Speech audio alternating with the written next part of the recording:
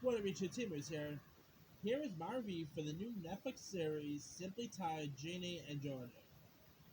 Now, now I gotta say, this show really came out of nowhere. Like I did, of course, saw the preview and all that, but I did not expect the show to be as good as it was. The show, of course, juggles with like so many separate big plot lines and all, and at times it does feel like separate shows vying for attention and all that. But it's more part of a mother and daughter tension series. It is from the same. It is actually from the same pair of the Gilmore Girls, so there's that. It does feel a bit like a Gilmore Girls reboot at times. Heck, there's even a Gilmore Girls reference in the series, which actually found to be pretty funny. So anyway, now this series stars Brianna Howley, who plays this free spirit woman named Georgia, who her who has two kids.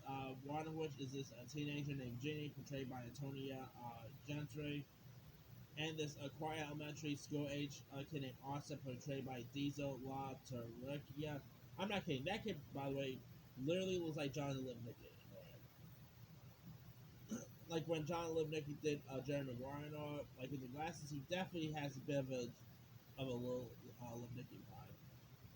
Anyway, and so they end up moving to this small, idyllic New England suburbs after Georgia's husband mysteriously, dies, and so of course, Ginny isn't really thrilled about moving yet, since like Georgia tends to uproot the entire family every time something bad happens and all, and so like Ginny, of course, navigates peer pressure, lots of sexual encounters, and her bisexually identity, while her brother also struggles with with bullies and all that. But anyway, and not to mention, Jenny is also at, I guess, say a bit of a pressure school. I mean, her teacher is a bit of a racist, you know. But anyway, not to mention Georgia ends up pretty much snagging a job at in this office of the town's mayor, played by Scott Porter, and not to mention she even steals money from the school fundraiser. She's the mother of the year, people.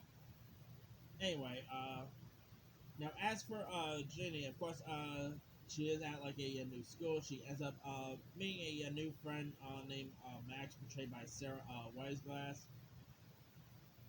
She ends up having a couple of other friends around as well, and she also ends up Smith with couple she being ends up being friends with Max's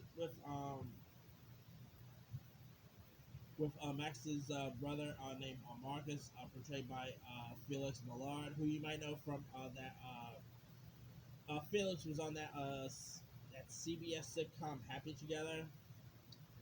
Anyway, now there's also like now of course the Max character, played by Sarah Weisglass. She's also having a relationship on difficulties herself. She is also she's actually a openly she's also a lesbian here, so she is also trying to find pretty much trying to find the right girl and all that. But anyway, as I was saying, this series I know was pretty solid. It definitely does deal with racism at times. It does deal with Florida-based high school dramas and all that. But anyway, I also thought the lead characters of like Brianna Howie, I thought was great at playing the role of Georgia. And Tony Gantry, who I never really seen before, was really solid as the role of Gina. You got loads of other great casts here. I mean, Scott Porter, it was really cool seeing him on TV since Heart of Dixie. You also got Raymond Alblack, who portrays the owner of this local farm to table restaurant called the Blue Farm Cafe. He steals lots of scenes in this series. The ones who plays Jeannie's other best friends, like Abby, Nora, and we're all pretty good. the one who actually plays like this plays this kid who ends up becoming Ginny's first boyfriend and all. He was he was pretty good. There was also like some clash like between those two about the race and all that. Nathan Mitchell, of course, was in this as who also portrays the role of Ginny's biological father. He was really cool. The young versions of Ginny was pretty good. I mean, this also has some really interesting twists and turns around that. There's literally loads of twists in this that I did not even see coming. I mean, the twists in this are like if M Night Shyamalan directed a directed a Netflix series like this, that's what the type of twist you get.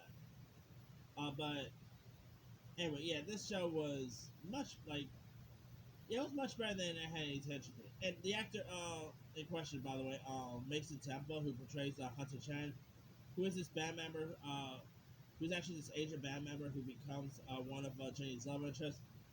He was so likable in this. I mean, he could have easily had came off as like a bit of a douchebag and all that, but he was really cool and likable, and I know he really played his part well. But anyway, yeah, this show was definitely really solid, and I mean, there was some awkward moments. I would admit, like, yeah, there was like loads of awkward stuff that ends up happening. This that I'm even surprised was even put in the show.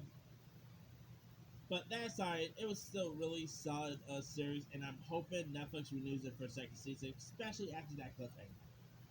Anyway, let me leave you guys. Did you have a chance to check out Netflix's Genie in Georgia? If so, what story? Did you like it? Did you not like it?